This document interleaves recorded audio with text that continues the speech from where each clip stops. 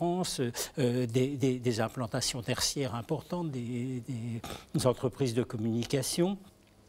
Il n'y a pas beaucoup moins d'activité en Seine-Saint-Denis qu'ailleurs, au contraire. Mais il est en train de se passer une division, une séparation entre, d'une part, une population active, dynamique, etc., qui est reliée à la capitale, et d'autre part, c'est dans l'ensemble de l'Île-de-France, un des départements dans lequel la proportion des sans diplôme a progressé entre les deux recensements. Et des chômeurs, très élevés. Et des chômeurs, 99 à 2006. Ouais. Les sans diplôme, c'est encore presque plus grave parce que on peut dire que ce sont des jeunes pour l'instant, mais qui seront de moins en moins jeunes, qui risquent d'être écartés de l'emploi ou des activités valorisées dans le futur. Donc là, moi, mon inquiétude, c'est cette nature-là. C'est celle d'une séparation au sein de nos villes, au sein de nos quartiers, entre des gens qui ont leur chance et des gens qui n'ont pas leur chance. Et pour lesquels une action purement légale de droits égaux, qui a été la façon d'agir générale, n'est pas suffisante. Rapidement, je suis d'accord avec ce qu'a dit Gaston tout à l'heure. Chez moi, aux Antilles, on dit c'est graine de riz qui a fait sac de riz. Ce sont des grains de riz qui font les sacs de riz. Donc c'est important, chaque avancée, chaque petit pas fait est important pour celui qui, après, fera également des pas. Vous parliez tout à l'heure justement de cette, j'en reviens à l'idée de la télévision, de la société, ce qu'elle leur envoie de vous-même. Et sur ce combat justement d'égalité contre les discriminations, dès 2004-2005, on nous a parlé de cette diversité. Et cette diversité-là, plutôt que de libérer et de permettre que la justice soit partagée, que l'égalité soit partagée, elle a enfermé. Elle a enfermé des gens, les non-blancs. Les Maghrébins, les Asiatiques, les Noirs, la diversité enfermée. Moi, j'aime à dire aujourd'hui, la diversité est morte, elle marginalise. Et c'est peut-être pour ça que des événements comme le Black History Month, le mois des Noirs, est finalement quelque chose d'important. Ça permet de réfléchir autrement. On ne réfléchira jamais comme les Afro-Américains parce que nous sommes différents et parce que dans les fondements même de la société française, il y a la citoyenneté. Et ça, c'est important. Pourquoi le Black History Month, me semble, je l'ai dit volontairement en anglais. Pourquoi il est important? Parce qu'en France, nous avons, contrairement aux Afro-Américains, où ils sont Afro-Américains, ils ont une histoire commune. Nos histoires, même si elles ont des liens comme ça, elles sont différentes. Des liens artificiels. Et souvent des liens artificiels. Et parfois pas, mais souvent des liens artificiels. Gaston, qui a des origines camerounaises, mais qui est français. Moi, qui ai des origines, je suis un afro de la Guadeloupe. Et qui suis français. Non, j'ai pas dit mais. Non, si, j'ai dit mais. Pardon, je suis désolé. Non, non, et qui est français. Pardon. Mais vous avez partie de la mentalité collective. Il y a des corrections. Exactement. Mais le mais était presque volontaire parce que voilà, parce que de lui on dit oui, mais il est camerounais, il a des origines. Mais non, il est français. Voilà. Ok, d'accord. Et moi qui suis afro-caribéen de la Guadeloupe, et lorsque l'on parle, on va revenir encore, je vais faire encore un grand écart sur les Black Panthers, on voit Scott Carmichael, lui, lorsqu'il est obligé de quitter les États-Unis, il est en Guinée, grâce à ses couturiers, il est protégé. Qui est sa compagne? Myriam Makeba, militante sud-africaine, chanteuse engagée apartheid. Bon nombre des Black Panthers ont vécu à Paris.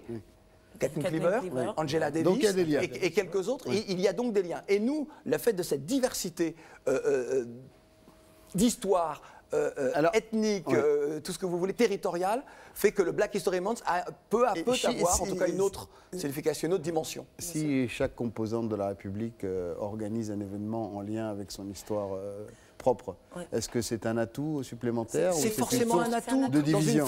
Dans une France qui aujourd'hui vous oppose le non au communautarisme, mais une France qui est un pays de communauté. Notre France est un pays de communauté.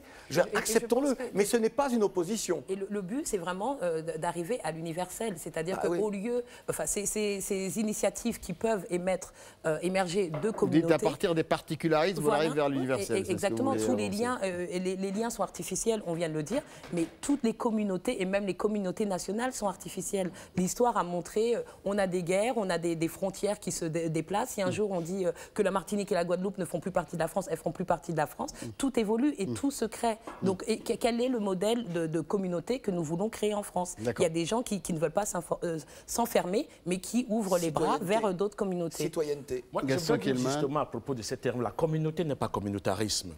communauté n'est pas ségrégation. C'est quand on se fonde sur votre différence artificielle pour vous sectariser, c'est là que ça devient mauvais. Mais je ne cesserai pas d'être noir, elle ne cessera pas d'être femme, il ne cessera pas d'être blanc. Ça c'est des communautés qui, par la vision, peuvent renvoyer à des choses. Mais à partir du moment où on vous dit, vous serez des éboueurs, parce que c'est la communauté des éboueurs, c'est là que le problème apparaît. Et puis je voudrais revenir un peu sur ce que M. Lagrange disait par rapport au 9-3.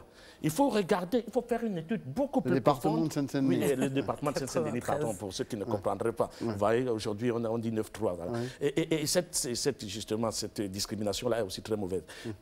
C'est voir qu'est-ce qui se passe aux en Seine-Saint-Denis. Est-ce que le grand débat aux États-Unis par rapport à la discrimination positive a été, est-ce que c'est sur le territoire ou bien est-ce que ça a été sur l'individu? Je ne suis pas sûr que ceux qui réussissent en Seine-Saint-Denis restent en Seine-Saint-Denis. Ils vont ailleurs. Donc le malaise de cet espace-là aujourd'hui, c'est qu'ils restent souvent et ils reviennent aussi renforcer ce malaise et puis cette perception. C'est ceux qui n'ont pas réussi. Il y a aussi un attachement au territoire qu'a démontré Hugues Lagrange.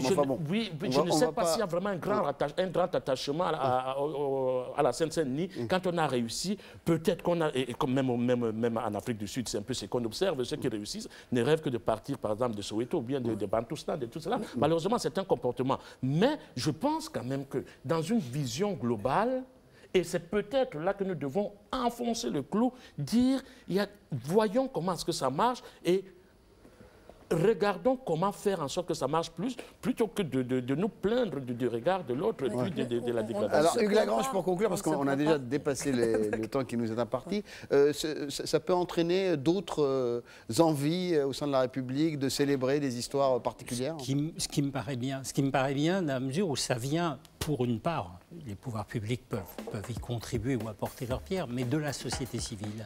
Je pense que c'est complètement différent. Ce qui est inacceptable, c'est le racisme. On ne vous tolère pas parce que vous êtes, ou l'assignation d'un stéréotype. Mais par contre, le fait d'affirmation d'identité, le fait de revendiquer une culture et une différence et une histoire différente m'apparaissent des choses à encourager. Tant qu'on est dans le cadre du respect des règles de la République. La raison d'être de la République, c'est d'articuler ces différences. Et dans la tolérance. Et à partir de ce moment-là, les choses peuvent fonctionner. On confond toujours le fait qu'à partir du moment où on reconnaît les différences, on accepterait les discriminations. Merci infiniment. Je sais que vous avez beaucoup de choses à dire encore, mais vous reviendrez, Claudie Siard. Merci à Maboula Soumaoro. Merci Hugues Lagrange. Merci Gaston Kellman. La semaine prochaine, un autre, Toutes les France. Au revoir.